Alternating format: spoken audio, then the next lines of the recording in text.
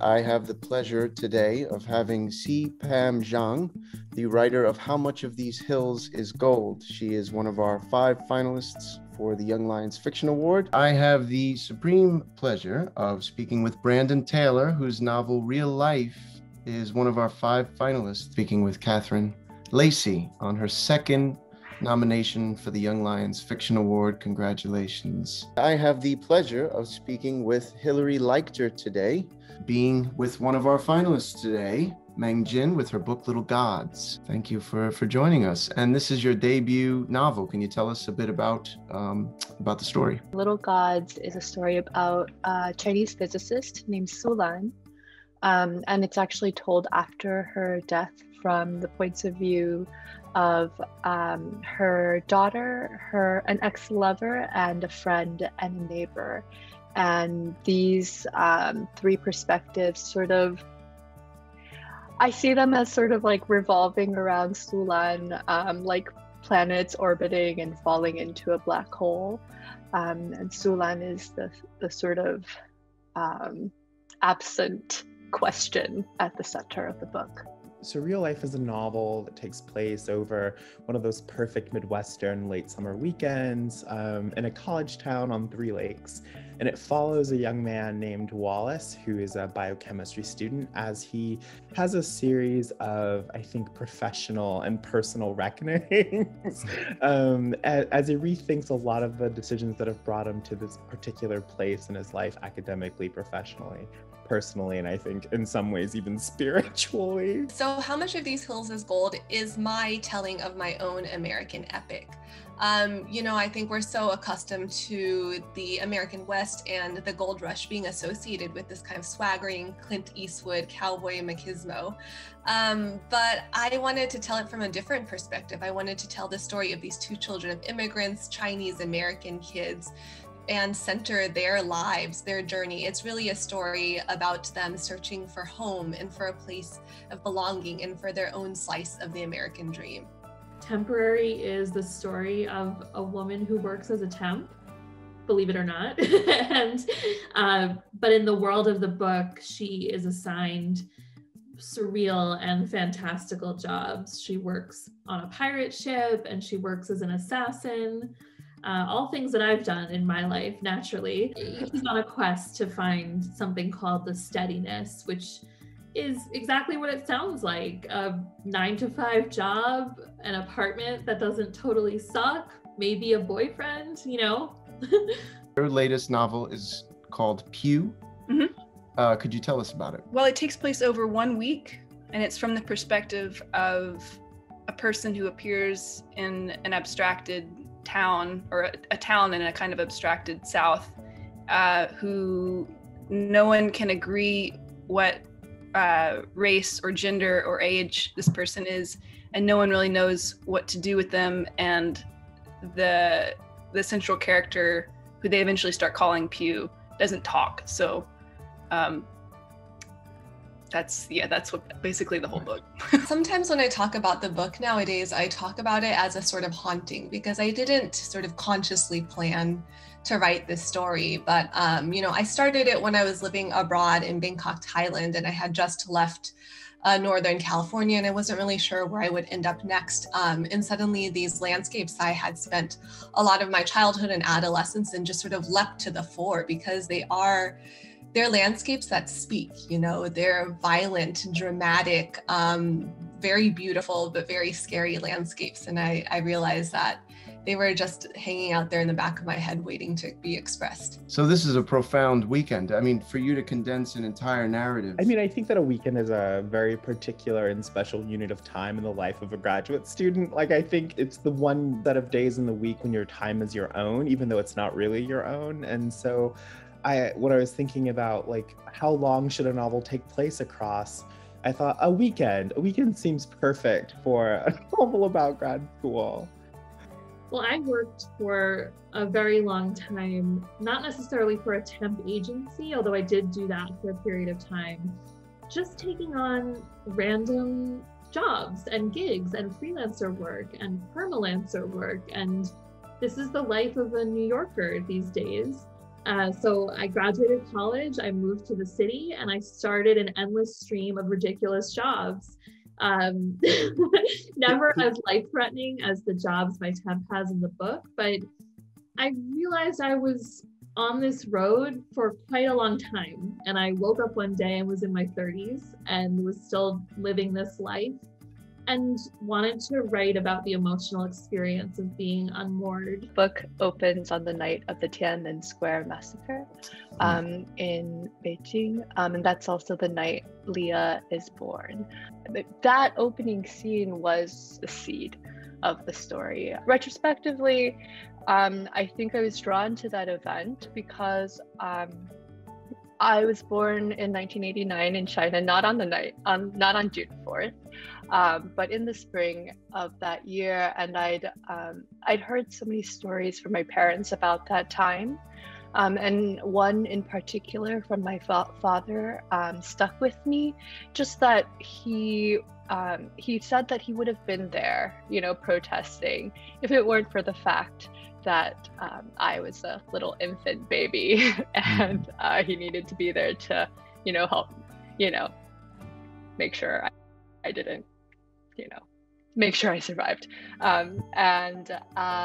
Yeah, so I guess that question of like, what if my father had gone? What if he'd been a different person? That question felt like a story to me. We tend to do that to people all the time anyway. We're kind of filling in the gaps and making assumptions about all the people that are around us. And it's just that process that I wanted the book to sort of slow down and unravel. Even though, like, obviously it would be impossible for a person to have like no identifying characteristics and for their appearance to kind of change depending on the space that they're in. Like, that person doesn't exist to my knowledge on this planet. But that was sort of the challenge of the book and what I was interested in doing with it. I worked for a long time as a personal assistant, which was actually a very good job. And I worked for Mary Rogers Gettle, who was the daughter of Richard Rogers, like Rogers and Hammerstein. Sure. I was a big theater kid and a big musical theater nerd. And so it was kind of a dream. I worked in her apartment. But it's an interesting experience working for a celebrity, and especially like a New York icon like that. And so there were a lot of stories, but she was a great boss. The jobs that really bothered me were these kind of one-off instances where people don't respect your time or respect what they say they're going to pay you. My roommate at the time literally had to rescue the novel from the trash because I had so little faith in it that I printed out all my stories and the novel, deleted all of the files from my computer, and ceremonially dumped them in the trash so I could feel exercised. And my roommate took them out of the trash and he said, "When you have earned these back, you may have them back, but not a moment before."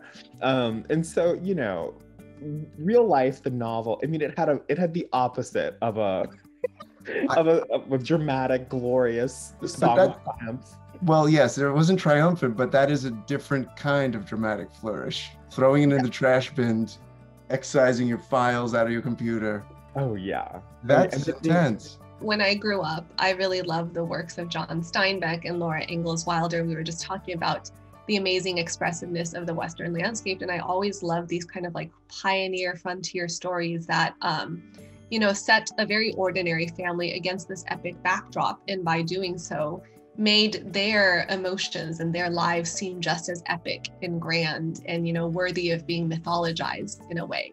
And I think that as I grew older, I realized that as much as I loved these works, I never saw anybody like myself or my family reflected in them. And that was something I wanted to correct. I mean, it's exciting to work to be writing a story that's taking place in like a truly non-place, a place where things can happen that cannot happen in this world. And I think everything else that I had written had been pretty, I guess, more like realist, at least on some level. I guess maybe the foundational laziness that I have is that I feel like the cell phone sort of kills stories. And so I'm always trying to write into some sort of abstracted or particular situation where there's no cell phones really. Like maybe they're in the background kind of, but like they tend to sort of mess up a narrative if somebody can just call their way out of it or Google it or whatever. What does the library mean to you? Like just the establishment itself? Public libraries, I rely on them. I love them. They're the one public institution I fully trust. There's this great Grace Paley story called Once that a lot of people know, takes place at the steps of a public library. And there's this line that's like, I walked in and instantly she forgave me, because the character has had a book out for like 18 years. And that's sort of how I feel when I go into a public library, that I'll be, that everyone has, that no one has any like malicious intent, that I'm safe, that I'll be forgiven. I mean, it seems sort of cheesy to call it a haven, but I do think of them in that way.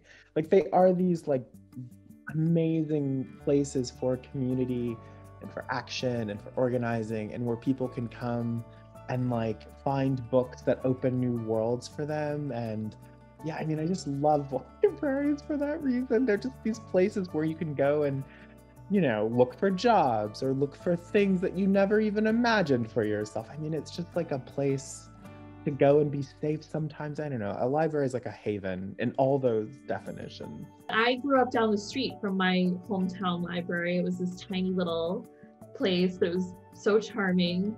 And I would go there after school. I would work as a tutor there when I was in high school. And then part of my senior wrap-up project was painting a mural in the windows of the library before I graduated high school. And so I feel like it's this monument that popped up all through my childhood and all through my young adult life. And then I moved to New York, which has the most beautiful libraries, I think, in the country.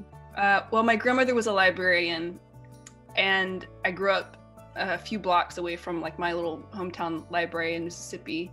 And I'm now only a short walk from mine. So I don't know, they've just been a continual recurrent space of discovery for me. And yeah, I don't know. It's like, I can't imagine. It's like, that question is almost like, what does your nose mean to you? It's like, well, my nose is like on my face. It's an important part of my life. I haven't really had to stop to consider it too much because I do take it for granted a little bit. I think I do take for granted libraries, and that's a real luxury and a privilege, to have always lived near one, to have always like been a member of one, to just have that as a constant repository of a place to go to, you know, find new books and do research and sort of get outside of yourself. My fondest memory of the New York Public Library is, you know, going in between those like beautiful stone lines and just sitting in an air-conditioned room with books, which is a summer in New York, that's like the ultimate fantasy, right? So I have a few rapid fire questions, but they're not so, you know, whatever. They're not that fast. Physical book or ebook? Physical. Always physical book, right? Physical book till death. Oh, physical book. Physical book. Podcast or TV show? Sorry. Podcast. Okay. Ooh, I'm gonna have to say TV show here. Oh, do you have to choose? Although I do. No. I've become very, I guess I really do prefer the podcast when it comes down to it, at least for me right now. TV show. Both. Oh, got it. And would you prefer, if you were back in New York, in your imagination right now, would you prefer to read on the subway or in the library? Oh, in the library. Subway. The problem with reading on the subway is that I would always miss my stop if I was reading on the subway. The library, especially the Rose Reading Room, is just maybe one of my favorite spaces in the world, but I know I'm not alone in that. Anytime I could get in there and sit down and just read or work, it's like a cocoon, you know, and then time doesn't matter. And that's really the ideal like reading experience, when you're somewhere where time doesn't matter. Subway. I actually do the best of my reading and thinking when I'm in motion, but not in motion. I've not had the reading on a subway experience, but I've had many reading on a bus experience. Okay. In Madison, and there's nothing quite like it. You just sort of dip right in. I kind of love that. I like reading on a bus. Do you have a favorite book about New York City? Patricia Highsmith's The Price of Salt, Carol, is like a perfect New York novel. You know, I'm gonna go right now with Severance by Ling Ma, which I just finished rereading. It's dystopian and New York, so you gotta love it right now. I love Low Life by Luke Sante. House on East 83rd Street. The House on East 83rd Street? It's part of the Lyle Crocodile series. I haven't caught that one. I got it. 1004, Ben Lerner. And now lastly, you know the lions at the front of the library are Patience and Fortitude. Okay. Which one, Patience or Fortitude, and why? I think normally I would say patience, because normally I'm in like I like being in a peaceful place, and but in these times, fortitude seems more necessary. As a writer, patience, because no one tells you how long everything takes. And if you're in it for the long game, I think nothing serves you better than being able to wait. Well, I think we're all a little tired of being patient, so I'll take fortitude. I mean, maybe that's the next thing that we need to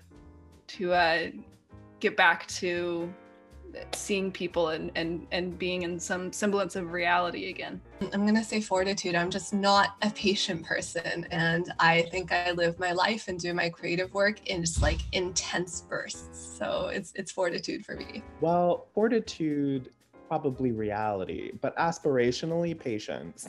I'm always working on patience, but I feel fortitude is probably more the vibe. Very cool. Well, I mean, unless there's something else you want to talk about, I think we're good. This has been a lot of fun. No, this is a blast. What a great way to come down from my vaccine, honestly.